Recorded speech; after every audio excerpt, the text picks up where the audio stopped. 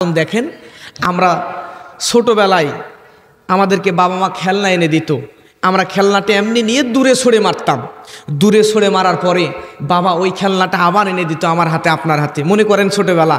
এরপরে ওই খেলনাটা নিয়ে আবার ফালায় দিয়েছেন, আপনার বাবা আপনার মা আবার ওই খেলনাটা এনে দিত, আবার যতবার এনে দেয় আপনি ওইটাতেই মজা পান, ততবার দূরে ফালায় দেন।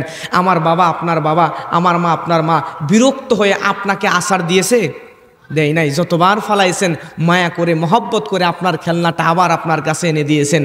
ঠিক অনুরূপভাবে ছোটবেলায় আপনার সাথে আপনার বাবা আপনার মা যে আচরণটা করেছেন, আপনিও আপনার বাবা আর মা যখন বৃদ্ধ হয়ে যাবে তাদেরও একটা জিনিস মনে থাকবে না। আপনাকে বলেছেন বাবারে বাজারে তো গেছো, আমার জন্য ওষুধটা এনে দিও। একবার বলছে, বলার পরে কিছুক্ষণ পর আপনার বৃদ্ধা মা মনে নাই, আবার এসে বলছে বাবারে আমার জন্য একটা ওষুধ এনে দিও তো। আবার কিছুক্ষণ পর বলছেন যে বাবারে আমার জন্য একটা ওষুধ এনে দিও। বলছে 2-3 বার, তারা মনে নেই। এখন আপনি বিরক্ত হয়ে গেছেন যে এতবার বলা লাগে, যাও তো।